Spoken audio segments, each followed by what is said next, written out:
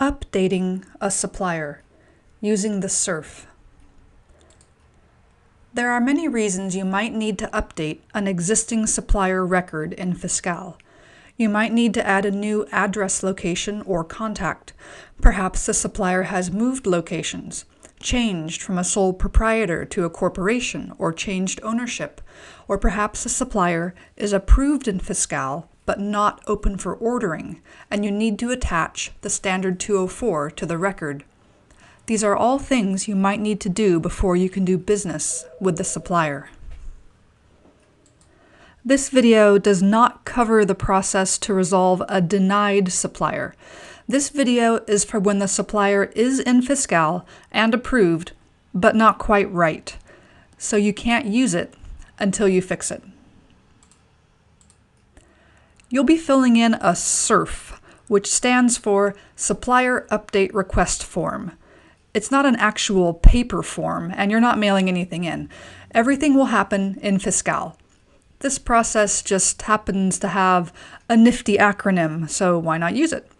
You'll also need a new standard 204 from the vendor that reflects the changes you want to see in the Fiscal world, such as the new address location you're trying to add. Once you have that saved on your computer, log in to Fiscal. Navigate to Main Menu, Suppliers, Supplier Information, Add Update, Supplier Update Request Form. Save this page to your Fiscal favorites if you think you'll be using it a lot. Click the Add a New Value tab, and the SURF opens immediately. Start at the top by entering a subject. There's no particular protocol for what to write here, so just briefly describe why you're here. In my example, I am making a supplier open for ordering by adding a 204 to the record and adding a new address at the same time. So I'll type my description here. Going down the page, in Set ID, you can use the magnifying glass, or you can just type in State in capital letters. It has to be in capital letters or it will be rejected.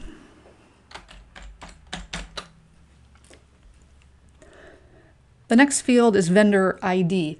Although Fiscal usually calls vendors suppliers, on this page it's using the term vendors, but it means suppliers. Enter the supplier ID for the record you're trying to change. The vendor name here is optional because there's no asterisks, but you can enter it if you want. Likewise, reasons or comments is also optional, but you can enter a reason or a comment if you'd like to. Under Part 2, Vendor Address Information, you must make a selection in this dropdown. You can't leave it blank. If you're not here to mess about with the addresses and they're all fine as they are in the current Fiscal record, you have to tell it that by indicating no address update required. In my example, I'm adding a standard 204 to a supplier that has been approved but doesn't have a 204 attached to its record, so it's not open for ordering, and in addition, the address in the record is different from the one on my invoice, so I will be adding a new address to this record. You can see for my example here, Pacific States Petroleum, it is approved, but it's not open for ordering.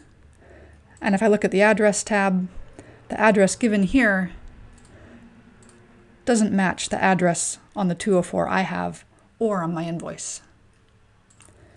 So in my case, I am adding a new address. And then I will have to fill out the rest of this. I've gone ahead and filled in the address for my example. One interesting thing to note is that you have to fill in the country before you can fill in the state, or you're going to get an error message, which isn't the case in other places in Fiscal, but apparently here they have to have the country first. If you're here to change an address that's in Fiscal because it's not right, or inactivate one, you'll have to use this drop-down instead to say inactivate or update. And then if you're updating, you'll have to enter the address, of course, but for either of those examples, you'll have to select the address ID. If you look in here, you're going to see 1, 2, 3, 4, 5, however many addresses there are in the current Fiscal supplier record, but it's not going to tell you what those addresses are. So you have to know which one from the supplier record you're trying to inactivate or update. So go and check ahead of time. On the supplier record, under the address tab, I can see this address is address 1. If I were trying to update or inactivate this one, I would choose 1. If this supplier had more than one address, it would say 1 of 2 or 1 of 3 or 1 of 4, and I would cycle through these little arrows to find the one that I want to inactivate or update and use that number and put it in this select address ID spot right there. Going down the page, similar to part 2 where you had to pick something from this drop-down, in part 3 you also have to pick something from this drop-down. You can't leave it blank. In this case, I'm not updating any contacts, so I'm going to click no contact update required, and in that case I can leave this blank. If you were changing the contact information, then you would do the same as with the address, and you would enter it here. If you're updating a current one, you'd select it here. When you get to the bottom, if you want to explain yourself more fully about why you need this change, you can type it all out here. If you make it clear why you're requesting this update, your request will be less likely to get refused. So do explain the who, what, where, when, why of your request. A real live human will look at this, just like when you submit a new supplier to Fiscal, and judge if your request is worthy. But you're not done yet. Go to the Attachments tab.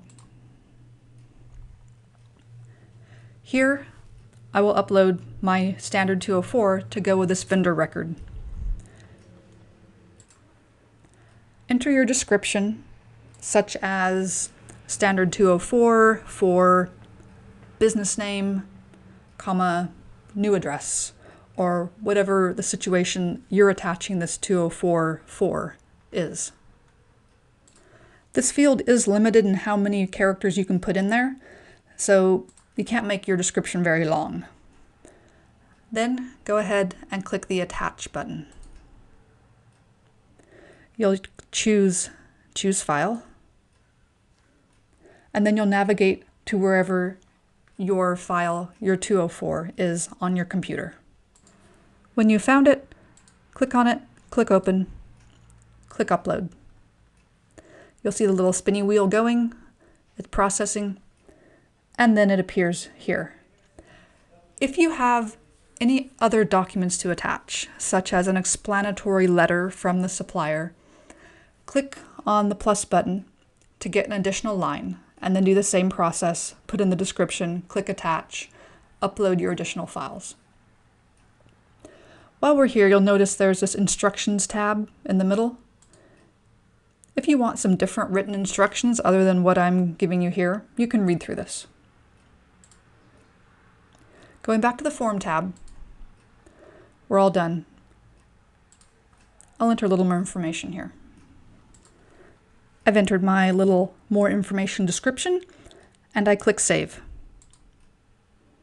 It'll think for a moment, but it won't go anywhere. Scroll back to the top, and you'll see the Submit button. You'll also see up here a sequence number. Before you click Submit, you may want to write this number down for future reference. Now click Submit. It'll think for a minute, and then it tells you that your request is pending, and it's going to certain approvers that you don't know who they are. You will get an email eventually when you're told whether your SURF request has been approved or denied.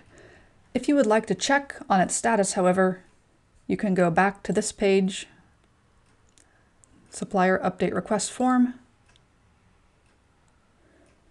and instead of clicking on a new value to start a new surf, use this one, enter the sequence number you just wrote down.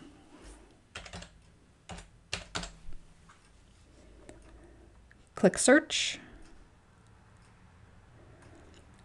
and it will tell you the status is pending. There's no update on this yet. Now, it's just a matter of waiting for your approval.